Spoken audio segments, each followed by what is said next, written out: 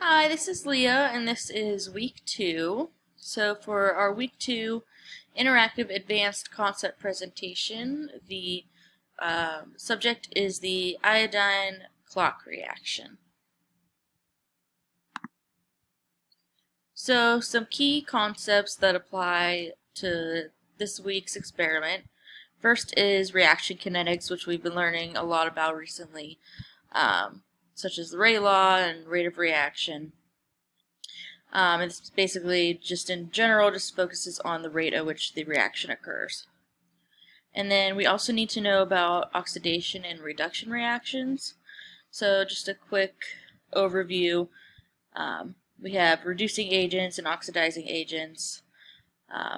And with the reducing agent, it loses its electrons and is oxidized. So it becomes more positive.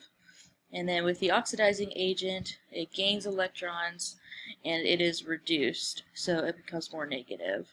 And then an easy way to just remember that is you could do little sayings like Leo says grr, loss of electrons, oxidation, gain electrons, reduction.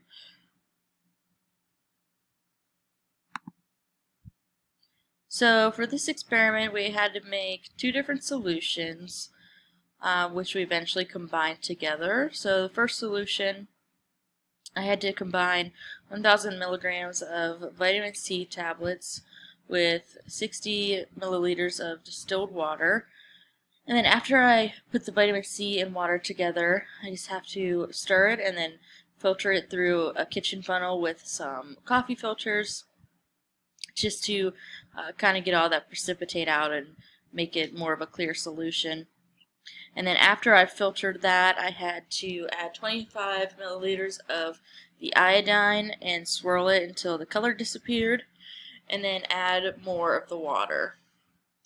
So for solution B, this one we put 0.4 grams of cornstarch with 350 milliliters of distilled water.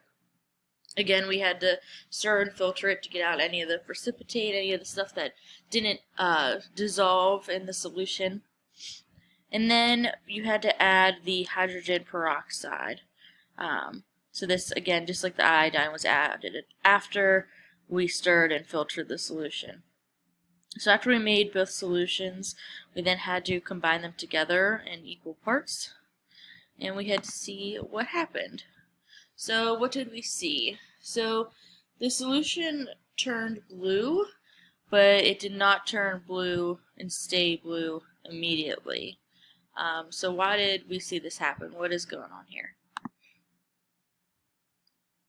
So the reason why we see the blue color stay after a period of time but not occur immediately is because there's two reactions going on here at once that are kind of going back and forth with each other, competing to oxidize or reduce the iodine one way or the other. So into iodine or back in, or into the iodide.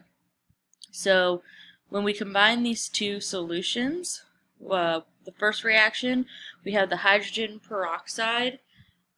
It is reacting with the iodine, the 25 milliliters iodine that was added to create iodide. So that iodide, when it binds with iodide, iodine, and starch, that's what makes that blue color. So this hydrogen peroxide and the iodine are creating this. However, this blue color doesn't stay. We don't see this blue color because not only is the hydrogen peroxide acting to make this, but the vitamin C is acting against it to convert it back into iodine. So the hydrogen peroxide is oxidizing the iodine into iodide, and then vice versa for the vitamin C, it's reducing the iodide into iodine. So these two reactions are going back and forth with each other until eventually all the vitamin C gets used up because we put more of the hydrogen peroxide in than the vitamin C. So then once the hydrogen peroxide can have its way and react with iodine to create iodide, we start to see an accumulation of this iodide in the solution. And then it can go ahead and bind with iodine and the starch to create that dark blue color. So that blue color is also going back to reaction kinetics.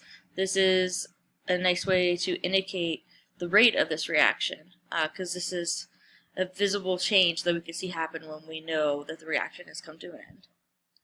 Alright, thank you.